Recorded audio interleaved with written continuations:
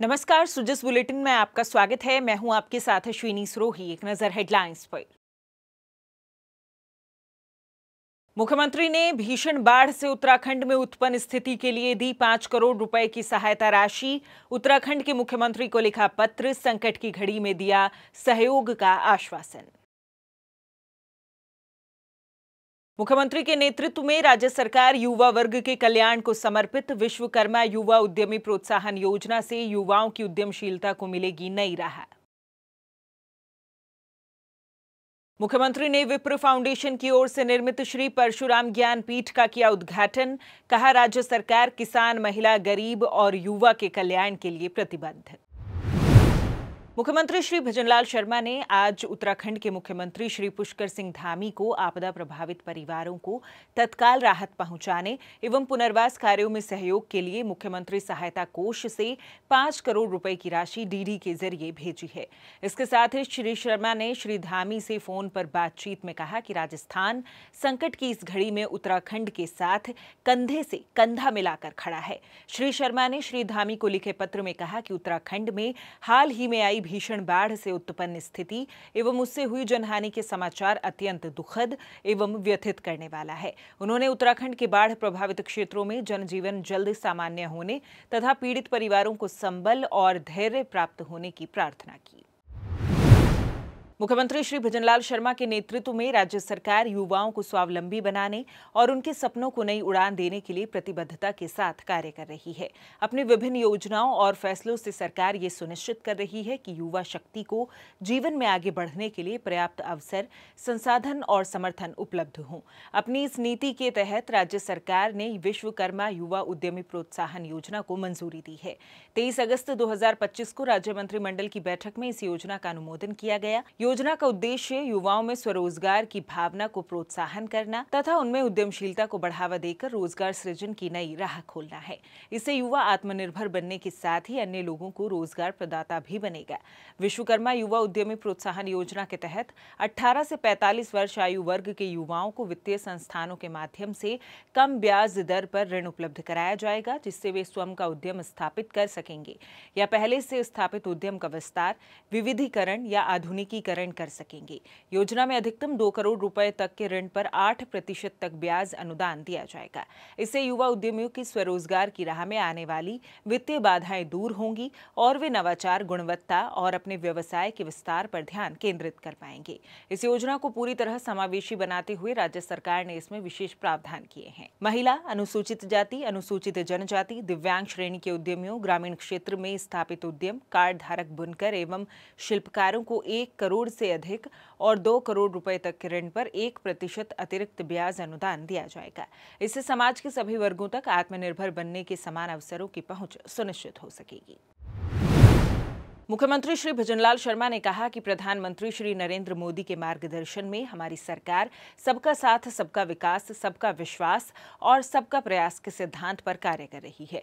उन्होंने कहा कि राजस्थान को अग्रणी और विकसित बनाने के लिए हमारी सरकार ने महत्वपूर्ण कदम उठाए हैं। पंडित दीनदयाल उपाध्याय की अंत्योदय संकल्पना को साकार करते हुए अंतिम पायदान पर खड़े व्यक्ति तक पूर्ण प्रतिबद्धता से योजनाओं का लाभ पहुंचाया जा रहा है। श्री शर्मा ने शनिवार को मानसरोवर के शिप्रा पथ पर विप्र फाउंडेशन की ओर से निर्मित Shri Parshuram Gyanpeeth centre for excellence and research भवन का उद्घाटन किया तथा जनसमूह को संबोधित किया। उन्होंने कहा कि भगवान श्री परशुराम ने हमें सिखाया है कि जब भी सत्य और न्याय की शक्ति एक होती है तो वो ज्ञान और संस्कारों का नया प्रकाश फैलाती है। ये संस्थान शिक्षा और संस्कार की गंगा बहाने के साथ ही सनातन संस्कृति और वैदिक ज्ञान का संवर्धन करेगा। साथ ही विद्या, संस्कार और सेवा की त्रिवेणी के रूप में संपूर्ण समाज को दिशा भी देगा। श्री शर्मा ने कहा कि राजस्थान को ऊर्जा के क्षेत्र में आत्मनिर्भर बनाने के लिए महत्वपूर्ण कदम उठाए गए हैं। प्रदेश के उप मुख्यमंत्री एवं राजसमंद जिला प्रभारी मंत्री डॉक्टर प्रेमचंद बैरवा ने आज राजसमंद जिला कलेक्ट्रेट में आयोजित जिला स्तरीय समीक्षा बैठक में अधिकारियों को स्पष्ट निर्देश दिए हैं कि अधिक वर्षा के बीच किसी भी आपात स्थिति से निपटने के लिए प्रशासन पूरी तरह राउंड द क्लॉक तैयार रहे। उन्होंने कहा कि किसी भी समय अनहोनी, जलभराव आदि की सूचना मिले तो तुरंत राहत और बचाव की कार्रवाई शुरू होनी चाहिए। उप मुख्यमंत्री ने जिले में बचाव कार्यों को लेकर प्रशासन द्वारा अब तक की गई कार्यवाही को लेकर संतोष जाहिर किया। उप मुख्यमंत्री ने कहा कि निचले भौगोलिक क्षेत्र में स्थित गांवों में विशेष ध्यान रखा जाए। सभी उपखंड अधिकारी और तहसीलदार अपने पटवारियों से पुराने वर्षों के अनुभव लेकर उन गांवों की पहचान करें जहां अक्सर समस्या उत्पन्न होती है। बैठक में फसल गिरदावरी की प्रगति पर चर्चा करते हुए डॉक्टर बैरवा ने कहा कि किसानों के प्रति संवेदनशील रहकर गिरदावरी जल्द पूर्ण की जाए। पशुपालन विभाग को सभी पशु चिकित्सालयों में दवाइयां, वैक्सीन, डीवॉर्मिंग और कोल्ड चेन उपलब्ध रखने के निर्देश दिए। पंचगौरव योजना की समीक्षा करते हुए विभिन्न विभागों को बेहतर कार्य योजना बनाने पर भी जोर दिया। बैठक में उप मुख्यमंत्री द्वारा जिला राजसमंद में राहत एवं बचाव कार्यों की प्रभावी समीक्षा भी की गई। हनुमानगढ़ जिले में लगातार बढ़ रही घग्गर क्षेत्र में पानी की आवक और भारी वर्षा के कारण जलभराव की स्थिति को देखते हुए खाद्य मंत्री एवं जिला प्रभारी मंत्री श्री सुमित गोदारा शनिवार को जिले के दौरे पर रहे।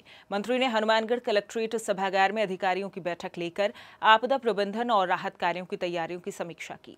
श्री गोदारा ने स्वास्थ्य विभाग के कर्मचारियों को निरंतर प्रशिक्षण देने के निर्देश दिए और कहा कि पशुओं की सुरक्षा को प्राथमिकता दी जाए। उन्होंने कहा कि उच्च स्थानों पर ही रिलीफ सेंटरों को चिन्हित किया जाए, इसकी फोटो सहित रिपोर्ट भेजने के भी आदेश दिए। मंत्री ने अतिवृष्टि से प्रभावित कृषि, उद्यानिकी और पंचायती राज विभागों के कार्यों की भी जानकारी ली। मंत्री श्री गोदारा ने कहा कि समय पर कार्रवाई ही आपदा से निपटने का सबसे बड़ा उपाय है।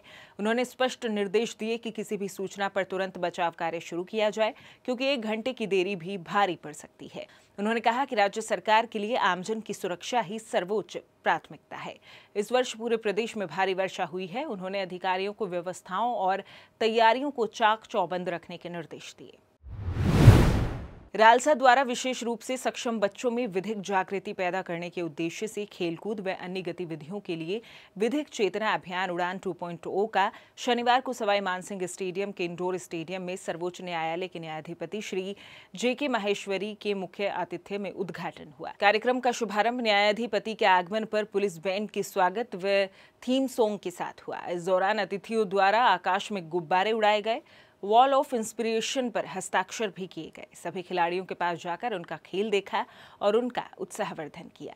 इस अवसर पर न्यायाधिपति ने कहा कि विशेष रूप से सक्षम बच्चों को खेल के साथ साथ हर क्षेत्र में आगे बढ़ने के लिए हिम्मत, उत्साह व लगन से प्रयास करने होंगे। रालसा के कार्यकारी अध्यक्ष न्यायाधिपति श्री संजीव प्रकाश शर्मा ने बताया कि उड़ान 2.0 से विशेष योग्यजन बच्चों को उनके सपनों को साकार करने के लिए नई प्रेरणा मिलेगी।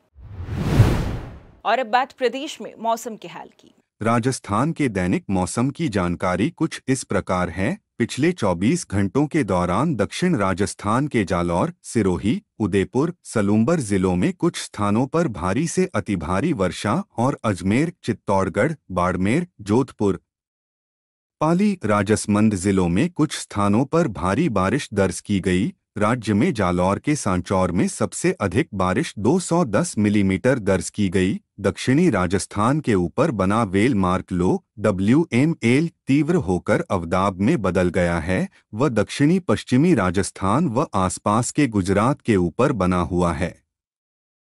इसके असर से पिछले 24 घंटों में दक्षिणी राजस्थान में कहीं कहीं भारी से अत्यंत भारी बारिश दर्ज हुई है। आज 7 सितंबर को भी जालौर, सिरोही, बाड़मेर, बालोतरा, उदयपुर व आसपास के जिलों में 30 से 40 किलोमीटर प्रति घंटे की तेज हवाओं के साथ कहीं कहीं भारी से अति भारी बारिश व 1-2 स्थानों पर अत्यंत भारी बारिश होने की संभावना है। शेष कोटा, जयपुर, भरतपुर, अजमेर, बीकानेर संभाग के कुछ भागों में आज केवल हल्की मध्यम बारिश होने की संभावना है। भारी बारिश की गतिविधियां बाड़मेर, जालोर व जैसलमेर जिलों में कहीं कहीं 8 सितंबर को भी जारी रहने की संभावना है तथा शेष अधिकांश भागों में आगामी 1 सप्ताह बारिश की गतिविधियों में गिरावट होने की प्रबल संभावना है। भारी वर्षा से निचले इलाकों व अंडरपासों में कहीं कहीं पर जल भराव हो सकता है तथा सड़कों पर जल भराव के कारण यातायात व्यवस्था प्रभावित हो सकती है, जिससे दृश्यता में कमी हो सकती है तथा यातायात दुर्घटना होने की संभावना बढ़ जाती है। वर्षा के समय जल भराव क्षेत्र में लगे बिजली के खंभों से दूरी बनाकर रखें। सोलर पैनल आदि को तेज हवाओं, आंधी से नुकसान हो सकता है। कृपया सुरक्षित कर समुचित उपाय करें। जिस बुलेटिन में फिलहाल के लिए इतना ही। फिर होगी आपसे मुलाकात, तब तक के लिए नमस्कार।